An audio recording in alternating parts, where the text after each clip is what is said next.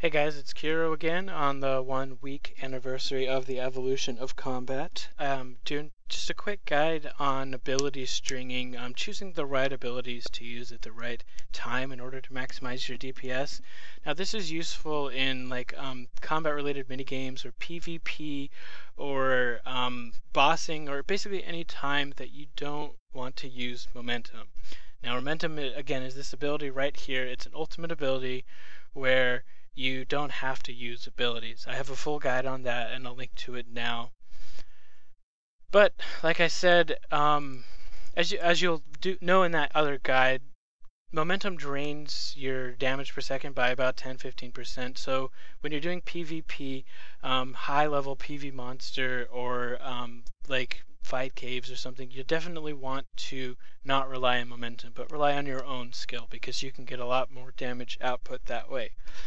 And so this guide is going to talk about what abilities to use, the threshold or the adrenaline bar, threshold abilities, ultimate abilities, and so on. I'm not going to prescribe a particular set of abilities because there's 12 ones for attack, there's 12 abilities for strength, and 12 for ranged, 12 for magic, 12 for defense, 4 for HP, so there's a lot of abilities, but what I'm going to do is talk about choosing the right order of them to use.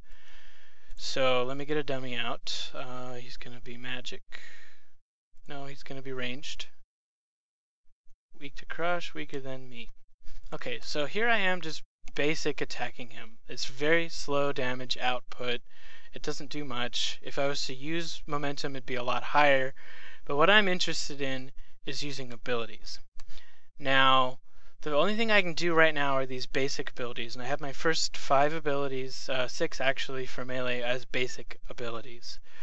Now the first ability that I have, let me stop attacking, is I always choose my first ability as a damage over time. That's the first swing I get on a particular monster. Now the reason I want it to be a damage over time is if you get that done first, most monsters don't live 6 seconds. So you can get the maximum use out of that damage over time.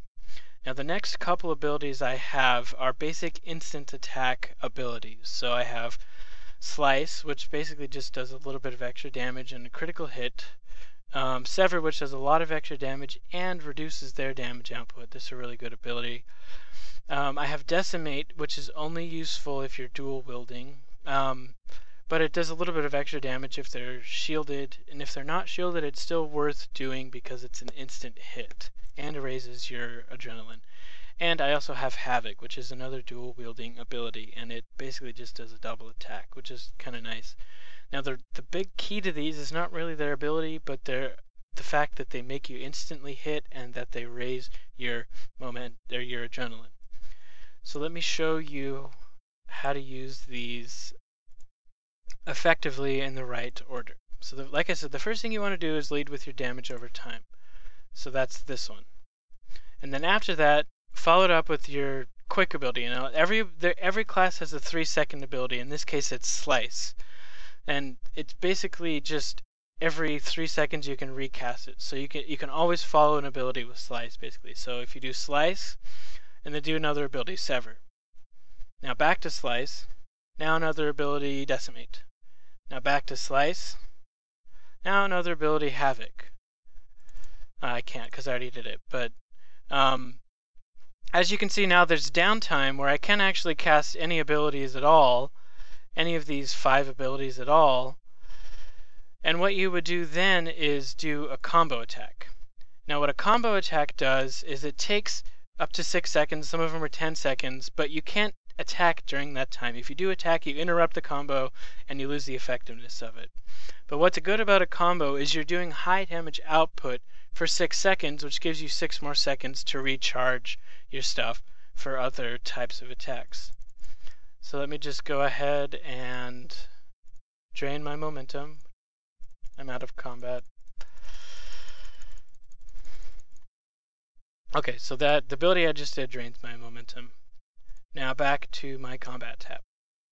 So that's it for basic abilities. They don't cost anything, they actually raise your adrenaline to do. Now, the next thing to talk about are threshold abilities, which do 50% damage output. I'm not going to prescribe you any threshold abilities to do. I just want you guys to realize to look at the timer reset of threshold abilities and when to use them, when not to use them. Now some of them, like this one, are combos, so I always set those as last. Just like I have Fury as last, I'm going to have Flurry as last too, because they're combos. I only use combos if everything else is already has already been used up and is still recharging. Now again, Slaughter is another damage per time. This one is over 10 seconds, so I always have that as my first threshold ability, just like I have Dismember as my first basic ability. I like to have this damage over time first so that they get the maximum over effect, because again, most monsters don't live to last 10 seconds anyway. Most monsters don't even live to last 6 seconds, so that's fine. Now, Melee actually has a pretty poor choice of threshold abilities. Most of them are combo attacks. In this case, there's Assault and Flurry, but that doesn't really matter. Now, the last thing I want to talk about are ultimate abilities. These take up your whole adrenaline bar. You have to have 100%, and they cost 100%, so you can only use them once every minute or so, but they're basically like Runescape traditional special attacks. You get a couple choices: Overpower, Meteor Strike, Massacre, and there's Pulverize, Frenzy, and Berserk. So the melee classes have a lot of different choices. Now save those for monsters with either full health or key opportune moments to kill a boss, or to key opportune moments to get in a killing blow on somebody in PvP, just like you would normally with a special attack. But I would also like to point out that people can see your adrenaline bar when you're in combat, and they can do what are called stunning abilities, which we have Melee Backhand. It's a stunning ability. It smacks your target, stunning them for 3 seconds. And we also have Kick. Kick your target, knocking them back and stunning them for 3 seconds. So if you see somebody's adrenaline bars getting full, you're going to want to stun them for 3 seconds. Use one of these stunning abilities so that they cannot use their ultimate ability on you, at least until you can heal back up or something. And that is why you want to have this ability, Anticipation. So if you see that you're at like 85-90% adrenaline, you can use Anticipation, and here's a little trick. Let me show you. So I'm building a little bit of adrenaline, a little bit. Anticipation actually gives you a little kick. So if you're quick and your opponent's not paying much attention, you can get to 90%, use Anticipation to get to 100%, and then go ahead and use one of your good ultimates like Frenzy or something. So that's basically it for the evolution of combat for this particular guide, just talking about the abilities. Most of this you can learn by talking to Lady Deathknell, but I went into a little bit more detail than she did, and I hope that it helps you guys out.